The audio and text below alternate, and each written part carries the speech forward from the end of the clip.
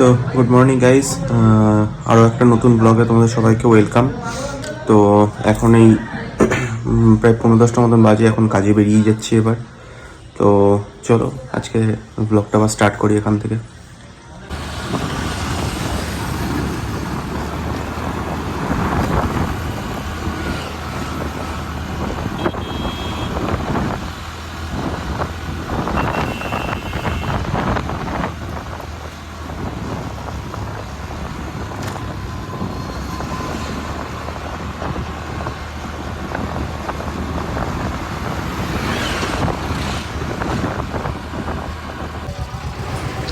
আস্তে আস্তে আবার দেখি কাজী বেড়াতে আবার রেল গেটটা পড়ে গেছে। এমনি আজকে লেট হয়ে গেছে কত, তার মধ্যে আবার গেট পড়ে গেছে।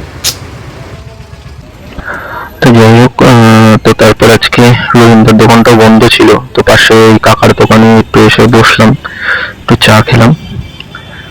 খেয়ে কি করবো, তখন কেউ ছিল না চেনা জানা আজকেও। জাস্ট একটু নিজে এদিক ওদিক ঘুরলাম, দেখলাম কিছুক্ষণ বসে, তারপর আবার কাজের উদ্দেশ্যে আবার বেরিয়ে পড়লাম। তো তারপর এখানে বারাসাতে বড়মার মন্দির আছে, খুবই জাগ্রত মন্দির, তোমরা সবাই হয়তো জানো অনেকেই। বড়মার মন্দিরে এসে প্রত্যেক দিনই কাজ শুরুর আগে প্রণাম করে নিই। তো প্রণাম করে আবার আমার কাজ শুরু করে দিলাম। এটা কল ছিল, তো ডক্টর মিট ছিল, তো সেখানেই যাচ্ছিলাম।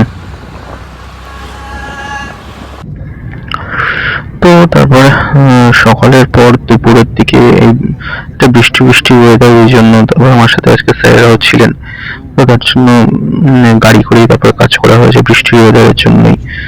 যে নাহলে কলগুলো, অনেকগুলো কল ছিল, পরে কলগুলো মিস হয়ে যাবে, সেই জন্য। তারপর বিকেলের দিকে যে পরে যে কলগুলো ছিল সেগুলো সবটাই তারপর গাড়িতে করেই কাজ করেছি পুরো।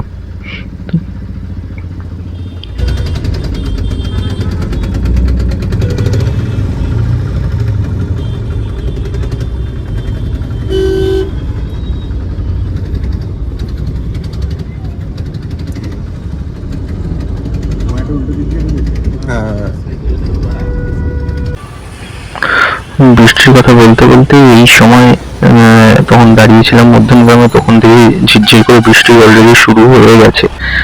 তো বলতে বলতে আমাদের কাজও শেষ হয়ে গেছে, তখন বৃষ্টি পড়ছে, দেখতেই পাচ্ছ রাস্তাঘাট ভেজা। তো কাজকর্ম শেষ হয়ে গেছে, তখন আবার বাড়ি ফিরছি, বাড়ির দিকে বেরিয়ে পড়েছি। তো এখন বাড়ি ফেরার পালা।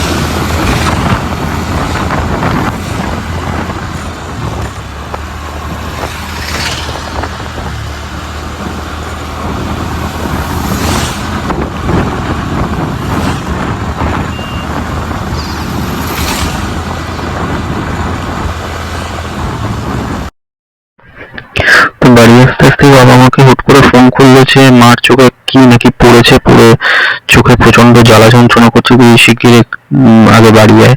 তো সাথে সাথে তাড়াতাড়ি করে বাড়ির দিকে গেলাম। তো গিয়ে দেখলাম যে কি অবস্থা চোখের।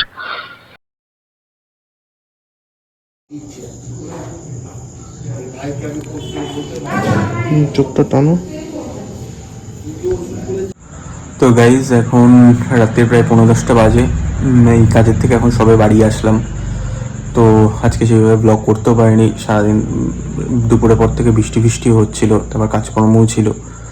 তো কি বলবো এখন, তো আজকের দিনটা এইটুকুই থাক। মায়েরও চোখে প্রবলেম হয়ে গেল, তো ঠিকঠাকভাবে ব্লগও করতে পারলাম না আজকে। তো ঠিক আছে, পরবর্তী ব্লগে আবার দেখা হবে। টাটা।